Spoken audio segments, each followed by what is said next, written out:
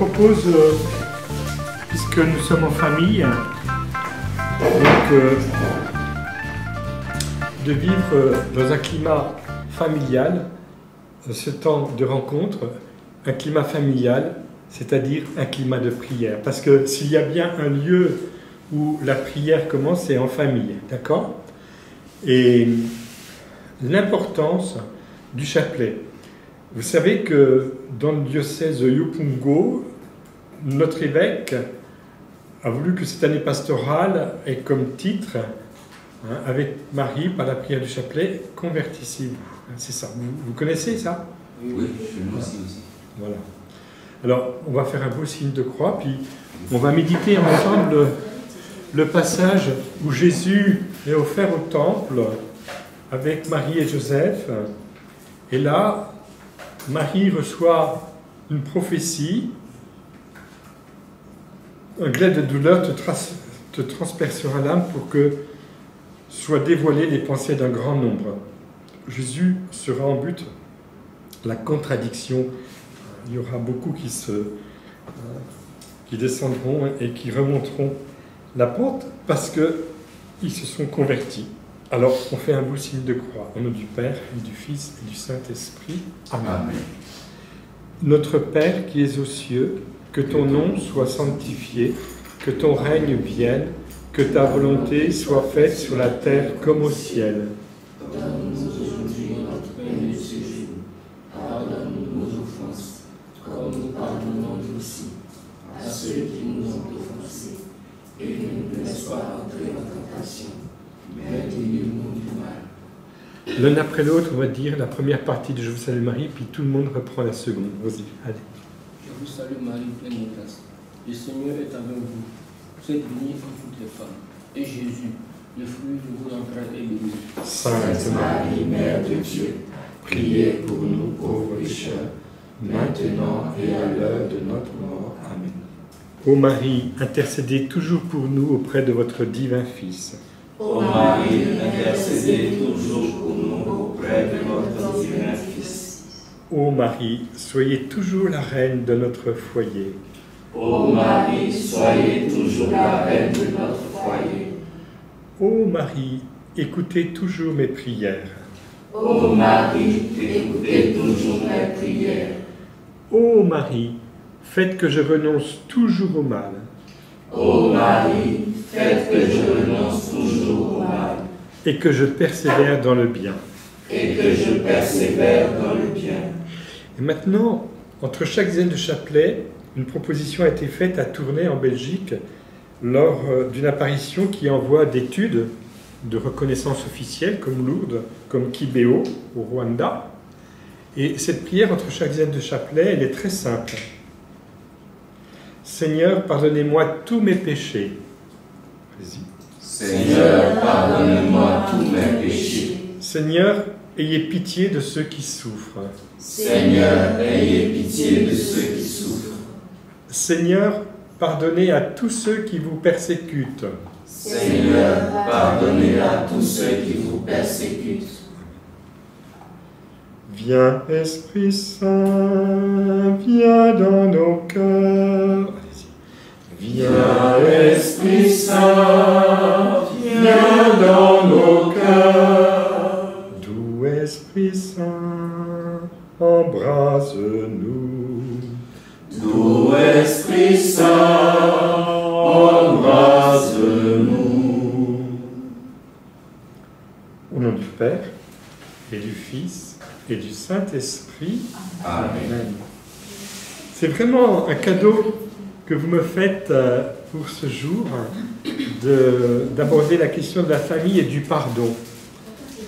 En plus, vous voyez, ce pagne m'a été offert par une famille.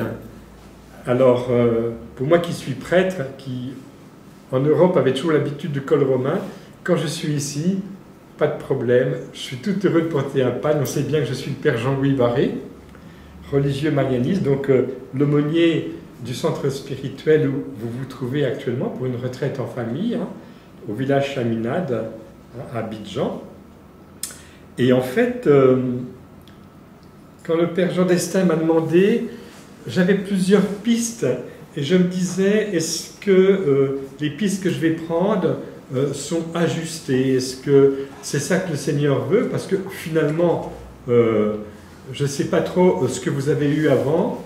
Alors, moi, ce que je vous propose, c'est de reprendre deux petites réflexions d'un grand ami théologien que vous avez connu, qui s'appelle le pape Benoît XVI. Et le pape Benoît XVI, il avait l'art de dire les choses avec beaucoup de profondeur. Et si vous permettez, je vais reprendre deux, trois petites choses essentielles qui vont permettre d'aborder la question sur le pardon en famille. Alors évidemment, je suppose que si cette retraite, vous l'avez faite en famille, vous connaissez le catéchisme de l'Église catholique. Et dans ce catéchisme, il y a le 4e commandement, honore ton père et ta mère, afin d'avoir longue vie sur la terre que le Seigneur, ton Dieu, te donne. Nous sommes dans l'Exode au chapitre 20, verset 12, parmi les commandements du Seigneur. Et puis, on nous dit que Jésus, on vient de méditer un épisode en Saint Luc, quand il retrouve ses parents au temple, eh bien les parents, mais qu'est-ce que tu nous as fait là? Et ils n'ont pas compris. Jésus dit, ne saviez-vous pas que je me dois aux affaires du Père? Et Jésus retourne donc en Galilée, à Nazareth, et nous dit l'Évangile, il leur était soumis. Donc Jésus a lui-même rappelé la force de ce commandement, qui a été repris aussi en Saint Marc, au chapitre 7. Et nous sommes invités à obéir et à vivre dans une relation juste avec papa et maman. Ça, c'est la première obligation. Et le 4e commandement ouvre, nous dit le catéchisme, la seconde table. Il indique lors de la charité. Dieu a voulu qu'après lui, nous honorions nos parents à qui nous devons la vie et qui nous ont transmis la connaissance de Dieu. Nous sommes tenus d'honorer, de respecter tous ceux que Dieu, pour notre bien, a revêtu de son autorité. Et alors, ça, c'est important, mais moi, permettez-moi d'insister sur le côté qui concerne le pardon. Pourquoi? Parce qu'en fait, dans une relation entre parents, entre enfants et parents, parents et enfants, il y a certainement la place pour le pardon. Parce que toute vie commune est marquée par des tentations, par des épreuves, et chaque épreuve, chaque tentation, chaque défaillance, que ce soit des parents entre eux, ou des parents vis-à-vis des enfants, ou des enfants vis-à-vis des parents, c'est l'occasion pour nous de progresser dans l'amour familial. Et j'aime bien dire que quand on est, eh bien, la première manière d'aimer, c'est d'aimer comme enfant. Si on compare le cœur à un instrument de musique, avec 4 cordes, la première corde, c'est la corde filiale. On aime sa maman, on aime son papa, et puis quand on évolue un petit peu, on voit ce qui se passe autour de nous, il y a des frères et sœurs, on aime ses frères et sœurs, c'est la 2e corde. Les parents, eux, ils nous aiment en tant que papa et maman. Donc c'est la corde paternelle et maternelle. Et puis entre eux, ils ont une manière de s'aimer qui est absolument unique, qui est la corde liée aux épousailles, qui leur est réservée. Et pour qu'un enfant grandisse, il faut que ces 4 cordes résonnent bien. Si un papa et une maman ont une corde qui n'est pas bien accordée entre eux pour s'aimer comme époux, ça rejaillit évidemment sur la famille, sur les enfants. Voilà. Et puis si un papa ou une maman a une difficulté avec un enfant et ont du mal à s'investir dans l'amour, ben l'enfant, il peut vivre des choses difficiles, et ça peut rejaillir sur l'enfant. De même, si l'enfant ne vit pas le commandement du Seigneur d'honorer papa et maman, mais dans une dynamique d'amour, vous voyez, naturellement, pas parce que c'est un commandement, il faut rentrer dans l'esprit de ce commandement qui était l'esprit de l'amour que Dieu a répandu dans nos cœurs, ben, ça se passe mal. Et il y a des tentations, il y a des épreuves, et puis il y a des faux pas aussi. Dans l'Évangile, on nous parle de cet enfant qui demande à papa, hein, donne-moi la part de bien qui me revient, allez, et je prends la poudre d'escampette. Je ne sais pas si ça se dit comme ça en Côte d'Ivoire. Et alors, après, il est dans le besoin, et puis il revient à la maison du père, et le père l'attend, et il l'embrasse, et puis il lui redonne l'alliance, qui est le signe qu'il a tout pouvoir sur les biens de la famille, matériels, et puis on fait la fête. D'ailleurs, le mot fête est important parce que s'il y a bien un lieu où la famille est marquée par la fête, hein, c'est la famille. Où la fête doit être importante, c'est la famille. Bon, il y a des moments de fête au moment de Noël, au moment de Pâques, au moment de... Mais il peut y avoir aussi des fêtes au moment des anniversaires, hein, au moment où on célèbre le saint en question de chacune d'entre nous, quand on est dans une famille chrétienne. La famille est le premier lieu, je dirais, à la fois du pardon et de la fête. Et le pardon parce que c'est vraiment le lieu où on apprend à se pardonner, c'est évident. Quand on demande à un enfant de rendre un service et puis qu'il ne le fait pas, et puis que... Ben voilà. Et puis des fois, il accuse l'autre, ben, toi tu ne l'as pas fait, donc moi je ne vais pas le faire après toi, c'était à toi à commencer. Enfin oui, on se chipote pour des bêtises, il y a des petits pardons à se donner, puis il y a parfois des gros pardons à se donner. Hein. Évidemment, cette question du pardon, elle est essentielle parce que la famille est la première cellule d'Église. Et si elle est la première cellule d'Église, vous devinez bien que l'Église, qui s'appuie sur cette réalité communautaire qu'est la famille, eh bien, c'est le lieu où l'Église, je dirais, vit déjà de la grâce du pardon. Et dans une famille, quelqu'un qui serait incapable de reconnaître qu'il est pécheur, qu'il a besoin de progresser, déjà devant Dieu, hein, Seigneur, pardonne-moi tous mes péchés, ben, ce serait gênant. On demande à Dieu pardon pour soi, et puis on peut éventuellement demander pardon aux autres pour les faux pas, pour les fausses attitudes, pour les paroles malheureuses qui peuvent être parfois prononcées. Et puis on a à se donner un pardon.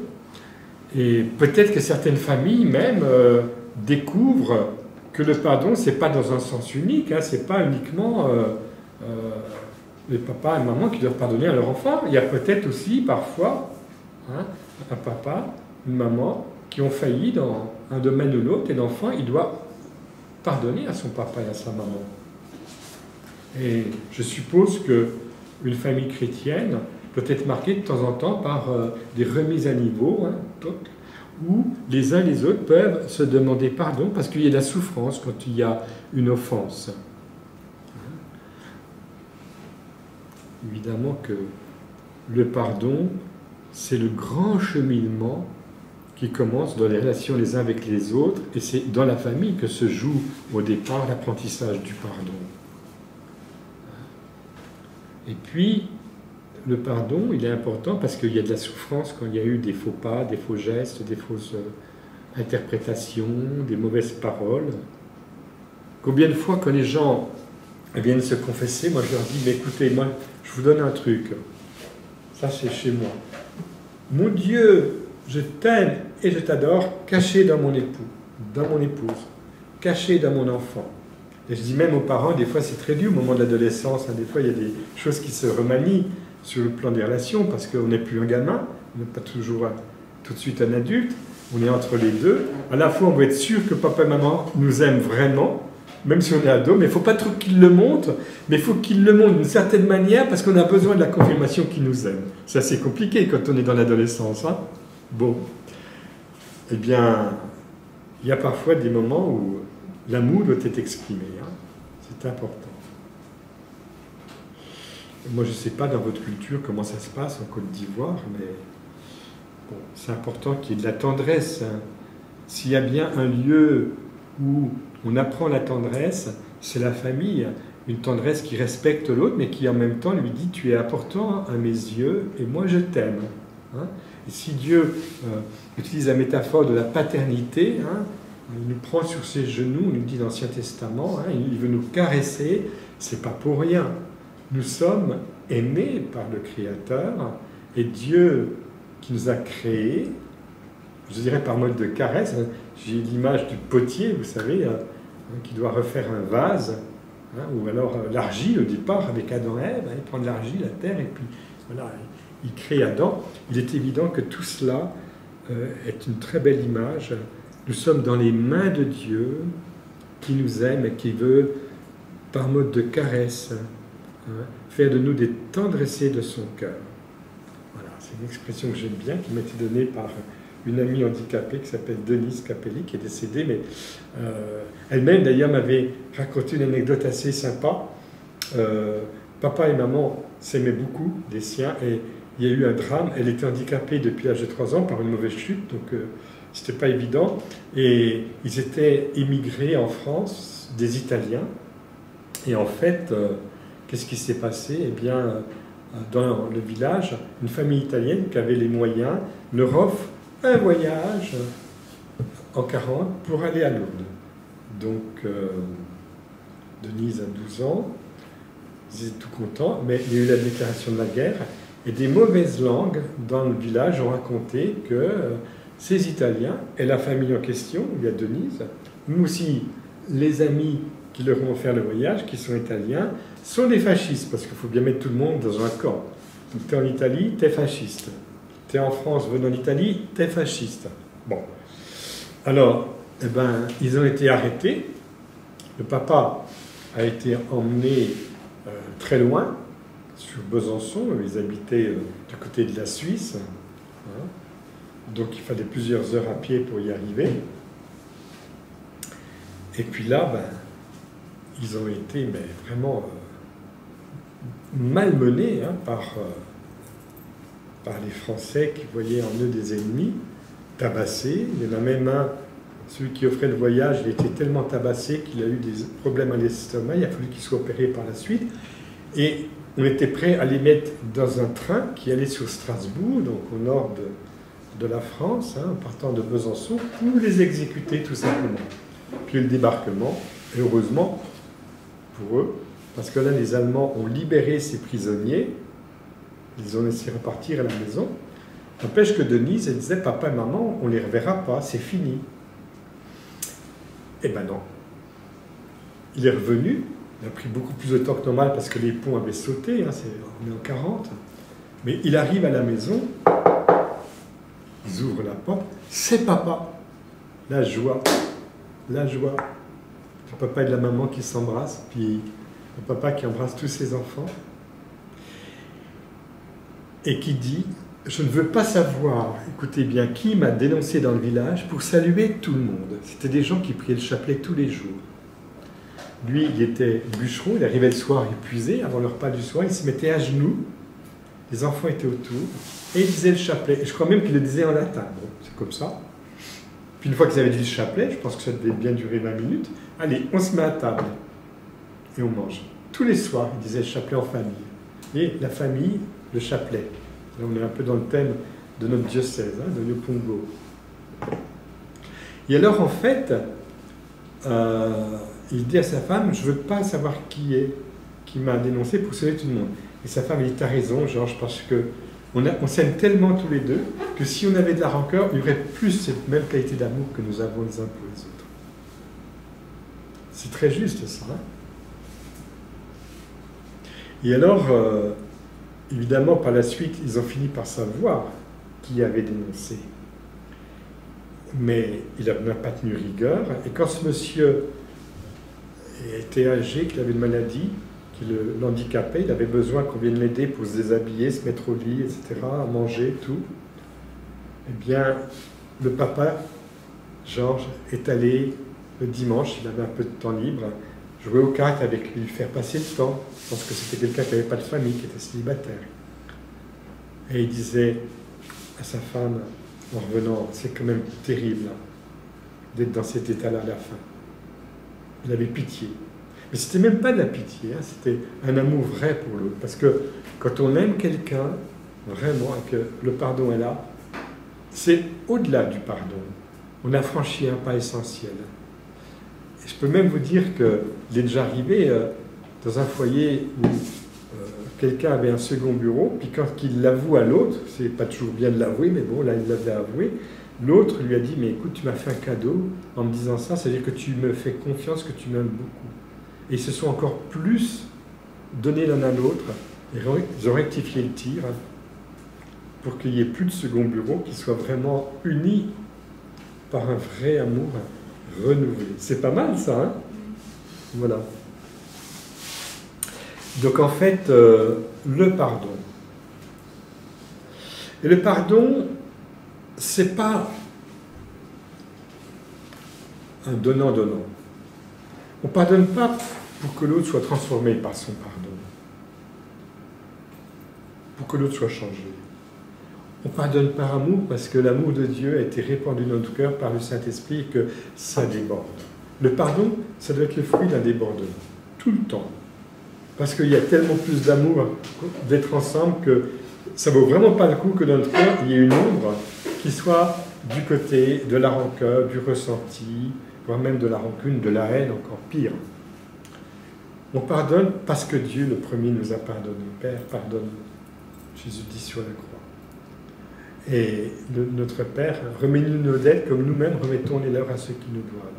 Et si on apprend en famille le pardon, nécessairement, il va se passer quelque chose pour structurer, pour donner une colonne vertébrale à notre relation les uns avec les autres. Vous savez, moi je suis convaincu que la famille est vraiment le lieu où Dieu veut se révéler comme le lieu de la reconstruction.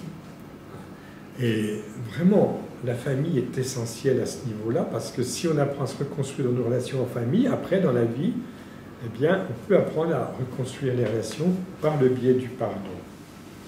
Et dans les familles, il y a parfois des choses qui ne sont pas simples. Moi, je peux vous donner le témoignage d'une famille où l'aîné a perdu son papa très tôt. La maman s'est remariée assez vite, puis elle est tombée sur quelqu'un qui avait certainement des souffrances, qui trimballait des choses pas faciles, et qui s'est comporté avec le fils adoptif, on va dire, comme il s'est comporté d'ailleurs plus tard avec les autres enfants qu'il a eus, d'une manière assez violente, assez pénible. C'était pas cool, il n'y avait pas ce climat de fête, d'amour.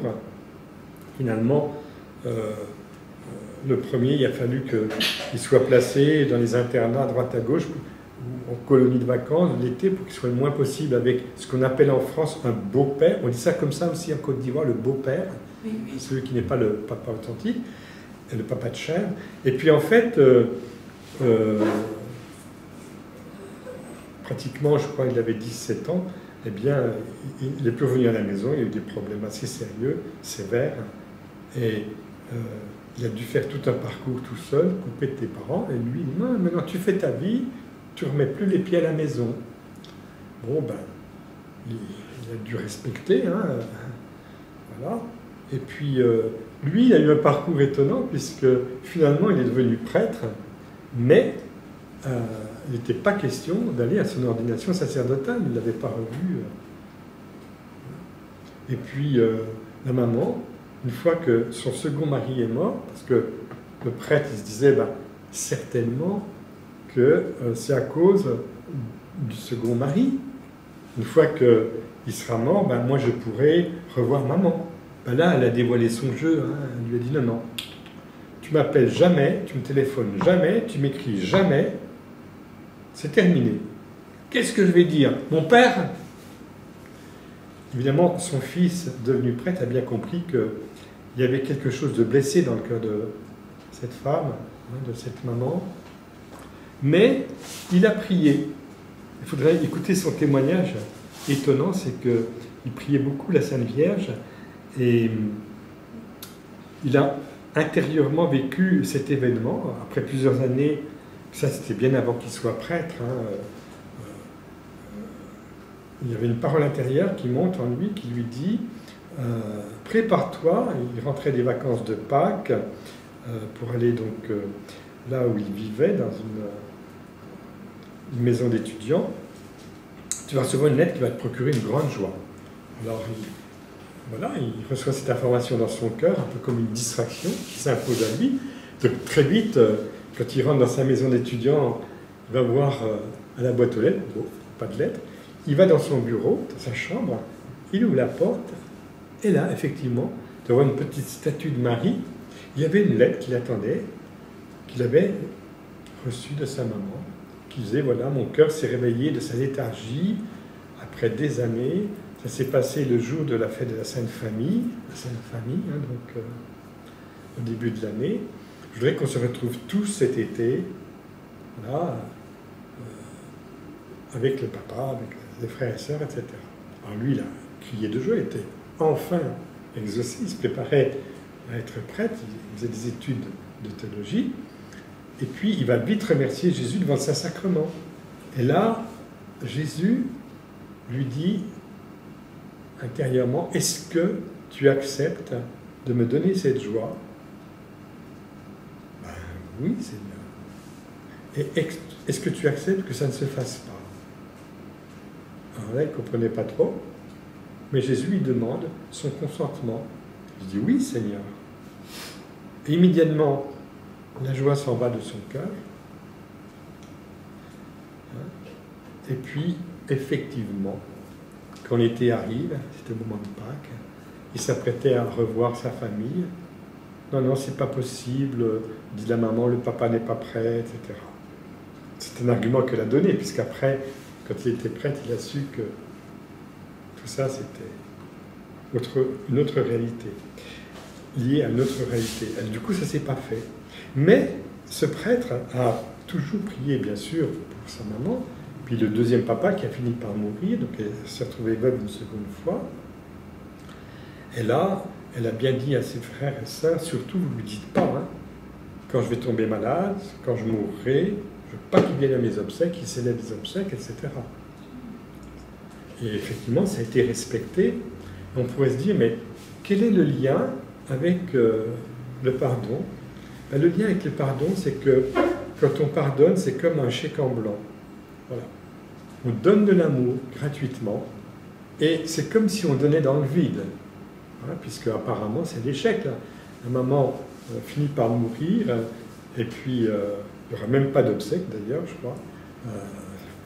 Les enfants, après l'incinération, ça se fait comme ça en France, vont attendre quelques mois pour ramener des cendres et la mettre dans la tombe où il y a leur papa, qui lui ne s'était pas fait incinérer. Donc il y aura peut-être une petite célébration à l'église, et puis... mais vous sentez bien que la situation est une situation aux yeux des hommes d'un échec. Oui, mais ce prêtre-là, je me suis rendu compte que dans sa mission, beaucoup de gens viennent le voir, et dans les familles, il y a comme un ferment de guérison intérieure, de vie nouvelle, accordé au ministère de ce prêtre, quand les gens viennent se confesser, quand ils prient pour eux, etc. Et ce message est très marqué par le pardon. Il a bien connu le père Raymond Alter, qui dans ses enseignements disait, hein, Seigneur, je te bénis pour le papa que tu m'as donné, je te bénis pour la maman que tu m'as donnée, pour le frère, la sœur, l'époux, l'épouse. Il y a tout un enseignement dans cette direction-là, parce qu'on pourrait se dire, après tout, je peux regarder, l'herbe est toujours plus verte chez le voisin. C'est une expression qu'on a en France, je l'avais aussi en Côte d'Ivoire, l'herbe est plus verte chez le voisin.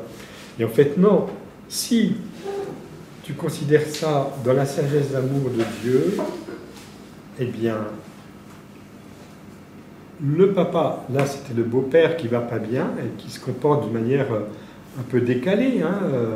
Il y avait un climat qui était de désolation, c'était pas un climat sympa, il n'y avait pas un climat de fête avec lui, mais loin de là. Hein, un climat plutôt agressif, plutôt triste, plutôt de remise en cause totale des enfants, de leur comportement, comme s'ils étaient toujours coupables de quelque chose. Bon. Et en fait, ce papa était confié à la sollicitude aimante de chacun des enfants, ses propres enfants, et surtout, je pense, du futur prêtre, qui était son beau-fils, qui plus tard devait répondre à l'appel au sacerdoce. Il y a du sens. Et je me souviens d'ailleurs un autre exemple étonnant. C'est une femme qui avait un mari qui ne voulait pas entendre parler de Dieu, donc elle l'a respecté, elle ne lui parlait pas de Jésus. Peut-être qu'ils ont eu des enfants, d'ailleurs, je ne sais plus. Enfin, peu importe. Elle meurt, il s'aimait bien, hein. Et puis lui, après la mort, il faut nettoyer la chambre avec les vêtements, avec tout ce que sa femme possédait, et il trouve un petit journal dans lequel elle s'exprimait. Évidemment, ce journal, il commence par le lire, et il découvre que cette femme qu'il aimait beaucoup, et c'était réciproque, avait une foi, une passion d'amour pour Jésus. Parce que n'oublions pas que le premier époux de notre âme, c'est notre Créateur. Ton Créateur, c'est ton époux, n'est-ce pas? Il se déclare époux pour Israël, son peuple, mais aussi pour chaque âme en particulier. Et alors, ce qui s'est passé, c'est que en lisant les pages, et en découvrant cette passion d'amour qu'elle avait pour Jésus, pour Dieu, le Père, pour l'Esprit Saint, il s'est converti, il a découvert la foi. Cette femme qui, toute sa vie, a été affrontée à une fin de non-recevoir son message, parce qu'elle n'a pas essayé de le convertir, hein, elle n'a pas été prosélyte, hein. Eh bien, une fois repartie vers la maison du Père, lui, il se convertit tellement qu'il est suivi par des dominicains sur Paris.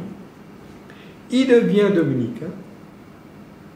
Il rentre au noviciat, il fait tout le parcours pour devenir religieux dominicain. Et il a un don de prédication tellement important que c'est un des plus grands prédicateurs du carême à Notre-Dame de Paris. Les foules viennent l'écouter. Au point même que la petite revue, l'hebdomadaire Paroles et Prières en France, a consacré un numéro entier sur les écrits de son épouse, parce que ça a été publié. J'ai complètement oublié le nom de cette femme, excusez-moi, hein. Voilà, j'ai des problèmes de mémoire comme ça. Donc vous voyez, Dieu répond en son temps. Et dans l'Apocalypse, il est question des persécutions religieuses. Là, je déborde un petit peu pour l'Église, hein, qui est comme la famille de Dieu.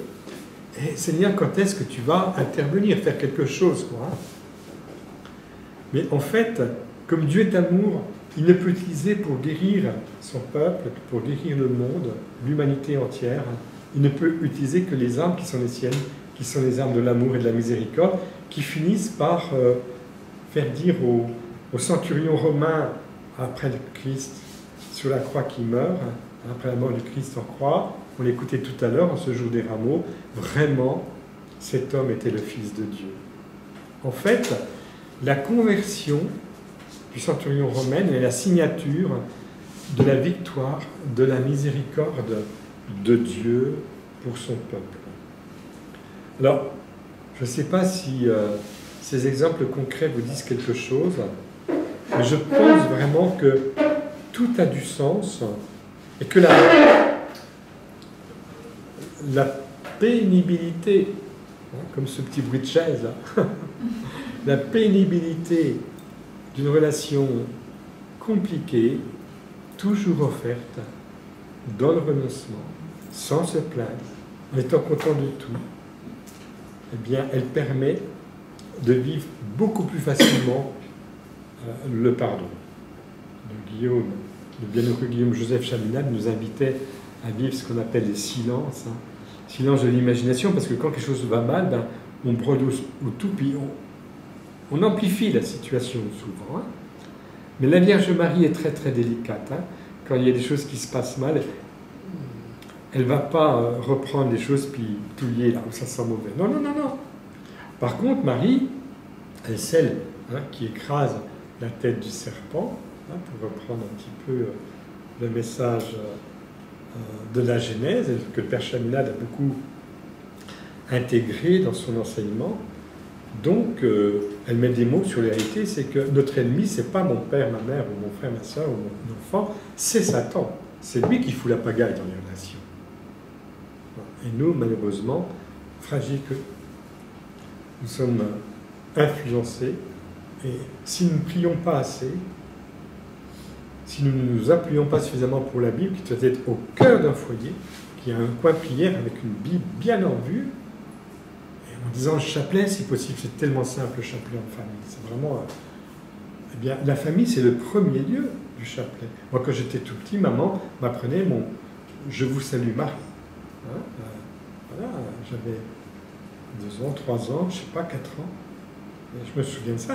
Je ne pensais pas que ce petit bout de chou de 4 ans, plus tard, il serait au service de Marie, même dans ses études qu'il va faire à Rome à un niveau universitaire, parce qu'en fait, il y avait une semence de vie. Le chapelet, c'est vraiment un très très grand cadeau. Alors, le Père Jean d'Estaing m'a dit que c'était bien que je laisse un petit peu une marge pour des questions-réponses. J'aurais pu vous dire des choses un petit peu fouillées, hein, notamment pour tout ce qui concerne l'approche de Benoît XVI, que j'aime beaucoup. Benoît XVI, pour moi, c'est quelqu'un d'essentiel parce qu'il a vraiment une grâce pour nous dire les choses de Dieu. Et il a eu une approche extrêmement pertinente concernant la famille. C'est vraiment... il nous dit... Le 4e commandement est la grande charte de la famille. Il définit un ordre fondamental, la cellule essentielle de la vie en société est la famille. Moi, je vais parler de la cellule d'église, mais lui, il parle de la cellule, on va dire, sociale. Les parents avec les enfants. Seul cet ordre fondamental permet de mettre en pratique les principales vertus. Voilà. Hein, d'autre part, il dit, il comporte une indication sur le comportement à avoir avec les gens âgés qui paraissent inutiles et sans pouvoir. En eux, je puis honorer la dignité de l'homme, justement, dans leur faiblesse et impuissance. Voilà.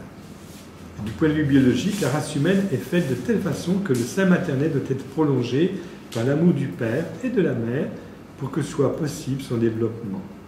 Le sein maternel de la famille est quasiment une condition de survie. C'est fort hein, ce qu'il dit là. Moi, quand j'étais infirmier, je me souviens, on nous racontait que des enfants malades, hospitalisés en pédiatrie, qui ne s'en sortaient pas, malgré ils avaient la perfusion, les vitamines, les récepteurs des vitamines, enfin la totale, quoi, les soins. En fait, il se dit, mais qu'est-ce qui se passe? On lui donne tout à l'enfant, puis il n'arrive pas à survivre. Et une infirmière s'est mise à le prendre dans ses bras, à le bercer, à lui parler avec amour. Et l'enfant a repris vie, progressivement. Il a repris des forces et les traitements étaient efficaces. Très important. Hein. Pouvoir dire à sa manière, peut-être pas toujours avec des mots, je t'aime. Le papa qui, après avoir, un ami me racontait ça, hein, donné une bonne leçon à son fils, dit, allez, ce soir, tu viens, on va au resto ensemble, on va se parler entre hommes. C'est savoureux, ça. Ça montre bien qu'à la fois, il fallait dire non, hein, il fallait qu'il intervienne la règle, mais c'est toujours dans la tendresse. Hein. Allez, on se fait un petit resto ensemble. Ma chérie, tu restes avec les autres, moi, je vais avec notre premier, là. Hein. C'est savoureux, ça. Mais il y a aussi des situations étonnantes. Par exemple, je me souviens d'une famille qui était, je crois qu'ils étaient portugais, lui était maçon, il participait à la construction d'un foyer de charité, et il racontait qu'en famille, quand les enfants se comportaient mal, qu'ils désobéissaient sévèrement, le papa ne s'énervait pas. Les enfants avaient compris qu'ils avaient désobéi. Hein. Il venait à table, il dit rien, et il ne mange pas, il jeûne. Il jeûne peut-être au pain à l'eau, je ne sais pas. Hein. Il reste leur repas avec les enfants qui mangeaient le bon menu qu'avait fait maman, et lui ne mangeait pas. Et si c'était nécessaire, il recommençait ça le soir. Et pourquoi pas le deuxième jour? Eh bien, je peux vous dire que ces enfants, ça valait plus que des discours. Hein. Voyons papa qui priait, qui jeûnait pour eux. voyez, j'espère que je suis dans le thème que vous vouliez que j'aborde, le pardon en famille, ça vous va? Oui. Bien.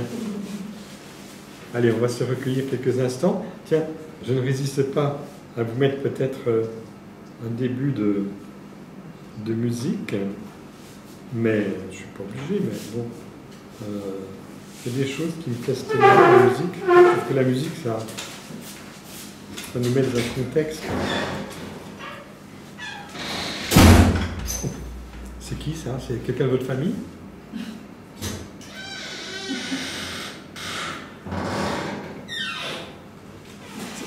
C'est Harry qui est parti? Ah. Bon, ben.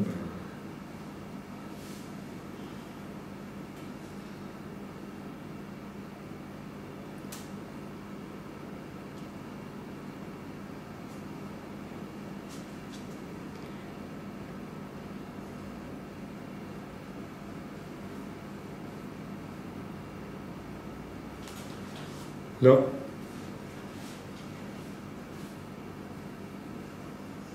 c'est Denise qui prend la parole. J'ai mis des extraits concernant le pardon. Donc on va écouter, si vous permettez. Alors, est-ce que ça marche ça? Si on entend mal, je reprends les paroles, mais elles sont tellement brèves et belles. Hein.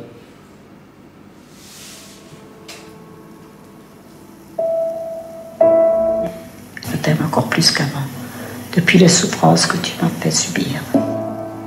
Je t'aime encore plus qu'avant, depuis la souffrance que tu m'as fait subir. Aïe, aïe, aïe. Ça en dit long, hein?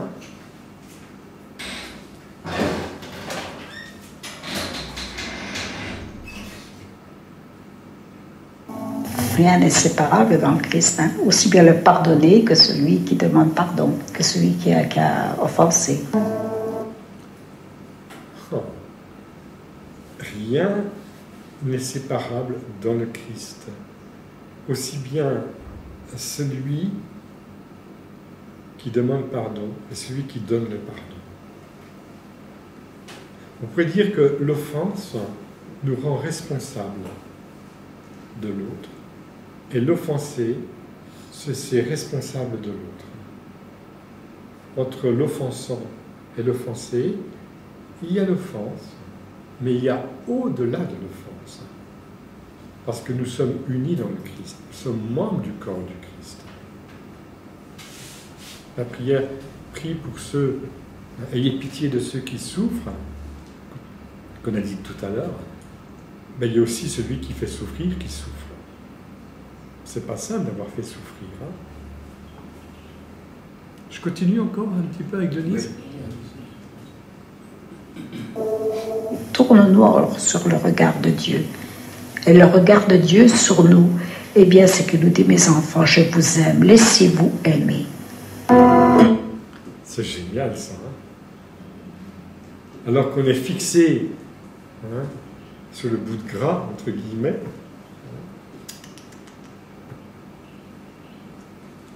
laissons-nous aimer. Tournons-nous vers le regard de Dieu. Le regard de Dieu est un amour pour moi et pour l'autre. Pour moi qui ai offensé et pour l'autre que j'ai offensé.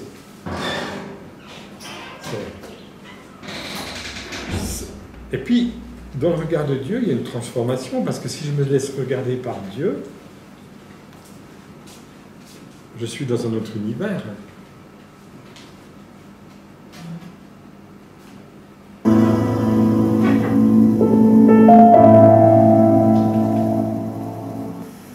Et se laisser aimer, hein, c'est d'essayer de se laisser aimer le moins mal possible. Avoir toujours ce désir de Job de plus en plus grand. Voilà. Avoir toujours ce désir de Dieu de plus en plus grand. Quelle est la qualité de ton désir quand tu pries pour te laisser vraiment aimer? Quand tu vas te confesser, tu dis Seigneur, pardonne-moi parce que je ne me laisse pas assez aimer par toi. C'est la mesure de cet amour que tu reçois de Dieu que tu dépasses, que tu vas de l'avant. Rappelez-vous le témoignage de ce prêtre qui a été ordonné sur la présence de sa femme. Pas grave, pas important. Ce qui comptait pour lui, c'est que Dieu l'aime et que dans l'amour qu'il reçoit, il puisse continuer d'aimer en secret. Le témoignage de cet homme qui se disait athée et sa femme meurt, et elle découvre combien il a la foi. Elle avait la foi. Ben elle a donné dans le vide. Hein. C'est pas grave. Parce qu'après son départ, il devient religieux. Dominicain, c'est un des plus beaux prédicateurs que Paris, Notre-Dame de Paris, ait reçu pour les conférences de carême. Et cette joie profonde, Père, tu m'aimes tel que je suis, et tu demeures mon Père, mon Papa. Voilà. Cette joie profonde, Père, tu m'aimes tel que je suis, et tu demeures mon Père, mon Papa. D'ailleurs, je pense que celui qui reçoit sa paternité de Dieu, il sait très très bien que l'apprentissage d'être Père, c'est l'apprentissage d'un amour pour les enfants qui dépasse les obstacles tout le temps.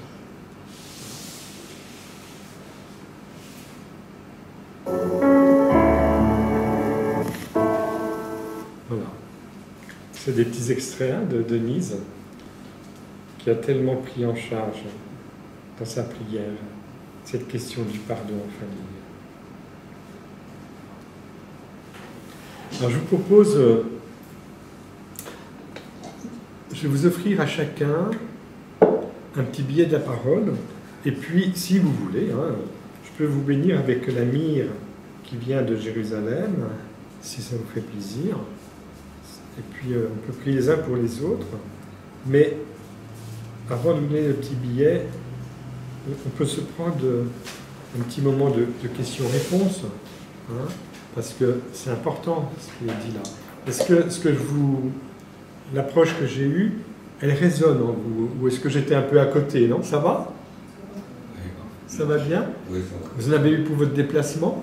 Bien sûr. Non. Est-ce que vous avez une autre question? N'hésitez pas, hein, le Père Jean Dessin, mais surtout, hein, donneur la parole. Hein.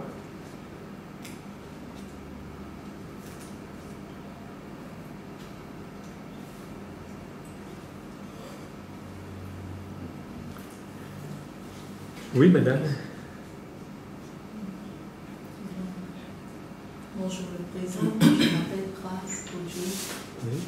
Et merci pour l'enseignement que vous nous avez donné. Il était vraiment très, très enrichissant. Mais au-delà de tout ce que vous avez dit, est-ce que. Comment est-ce qu'on fait pour donner véritablement le pardon? Parce que c'est bien beau hein, d'en parler, de dire. Mais quand tu te retrouves face à une offense où c'est vraiment difficile parce que tu vis avec cette personne-là chaque jour. Excusez-moi, c'est votre enfant qui sort comme ça? C'est votre enfant? C'est bruyant. Je vous en supplie, hein, on respecte ce temps-là. Si vous voulez sortir, vous ne faites pas de bruit. Éventuellement, vous attendez entre deux pauses que les choses se produisent. Vous comprenez ça? Oui. Parce que là, j'ai du mal à entendre. À voir, madame. Donc, je demandais comment est-ce qu'on fait, parce que pendant que tu vis, c'est chaque jour. Voilà. Comment est-ce que tu t'arranges pour pouvoir dépasser l'offense? C'est vrai qu'on regarde Jésus, tout ça. Alors, lui, d'accord. Voilà. Ce qui me vient tout premier, en réponse à cette demande, à comment on fait quand c'est chaque jour qu'il faut se renouer dans le pardon, donne-nous aujourd'hui notre pain de ce jour. Donc c'est le thème de chaque jour, le pain du pardon. Et quand c'est le Seigneur qui dit que le juste pêche 7 fois dans la journée, ou 77 fois 7 fois, ça veut dire qu'il est toujours dans une attitude à dire, Seigneur, donne-moi toujours l'absolution. Toujours l'absolution. Et on entre dans une prière qui petit à petit élimine les obstacles pour vivre cette paix de Dieu à laquelle nous avons droit. Parce que l'absolution est toujours liée à des fruits de paix et de joie. Pardon d'excuser. Seigneur, donne-moi toujours l'absolution. Et si moi, je vis l'expérience d'être aimé ainsi de Dieu dans la journée, en vivant de l'absolution de Dieu sans cesse, puisque l'Évangile nous dit qu'on pêche 77 fois 7 fois, eh bien, également, j'ai à laisser le Seigneur renouveler en moi cette décision de remise de dette de l'autre, même si ça fait mal. J'imagine que le prêtre, par exemple, dont je vous parlais, il a dû vraiment être sans cesse renouvelé dans cette attitude de remise de la dette, et même de ne plus penser à ses dettes en tant que telles, mais de dire au Seigneur, Seigneur, vraiment, je t'aime, je t'adore, dans ton œuvre, dans ta sagesse d'amour qui dépasse ce que je peux concevoir. Il n'y a pas d'épreuve dont le Seigneur nous donne la grâce pour la supporter et la dépasser. On s'appuie là-dessus. Ça va, j'ai répondu à votre question, grâce? Oui, ça va. Merci pour la bonne question. Voilà, une autre question? Ça va? C'est dommage qu'ils soient partis parce que je voulais donner un petit billet de la parole, là, les deux autres. Il y en a deux qui sont partis, pourquoi? Ouais. Mon père, Oui, dis-moi. le pardon, si j'ai bien compris ce que vous aviez énoncé tout à l'heure, se donne gratuitement sans qu'on en entende en retour quoi que ce soit, Oui. sans qu'on entende que l'autre change. Oui, oui, bien sûr, oui. Est-ce que ça aussi, ça peut créer une petite frustration de la part de celui qui donne le pardon? Alors, je répète, là, je reformule votre question. Si on pardonne sans attendre un retour, ça va créer une frustration. Là, il est possible que dans un premier temps, oui, ça peut créer une frustration, parce que la relation n'est pas restructurée pour autant.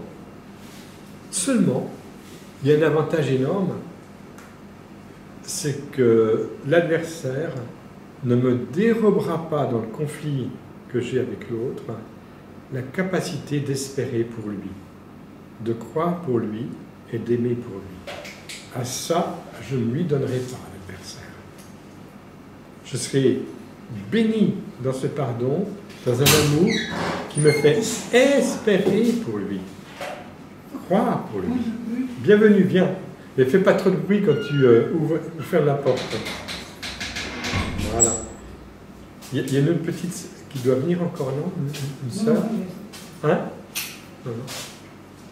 D'accord. Vous voyez, c'est très important cette affaire-là. Pourquoi? Parce que, écoutez-moi bien,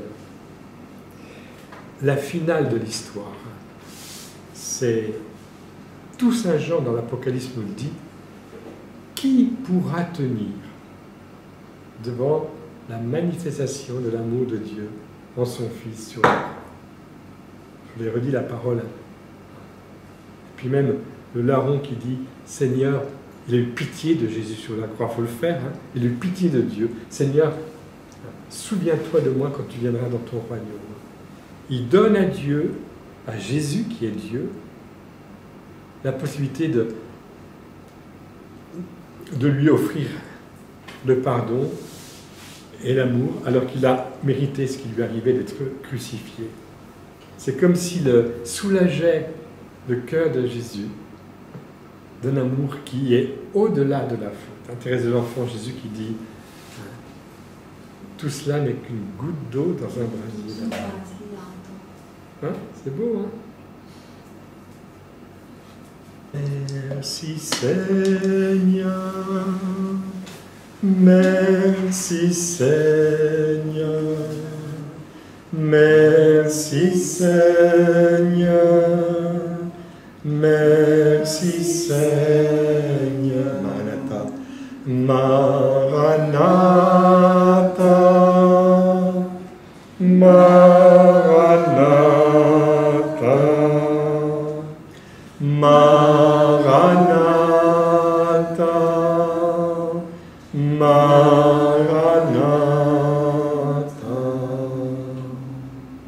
Seigneur, fais que la lumière de ton amour, avec l'espérance, cette lumière qui est, on peut dire, évoquée par le blanc et le jaune de ce très beau pagne, et puis apparaît une teinte verte, l'espérance, et puis le noir qui disparaît progressivement, comme si la foi, l'espérance, parce qu'on aime, parce qu'on est aimé, eh bien chasse l'obscurité. Seigneur, c'est dans cette demande de chasser l'obscurité de nos cœurs que je bénis les uns les autres, au nom du Père et du Fils et du Saint-Esprit.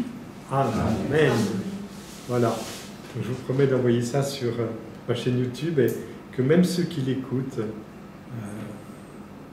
puissent vivre une grâce particulière à partir de cet enseignement. Je vous remercie bien.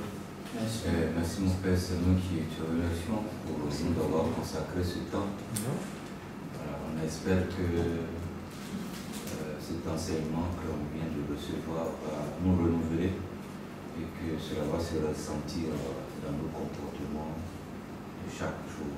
En tout cas, que Dieu nous fasse cette grâce et qu'il nous fasse la grâce aussi de continuer à aider les familles.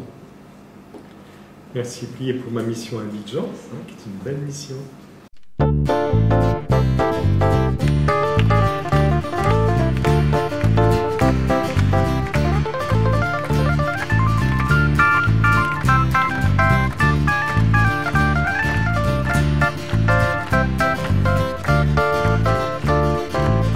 Si les hommes étaient une bande de frères, ce serait tellement bien qu'on toucherait plus terre.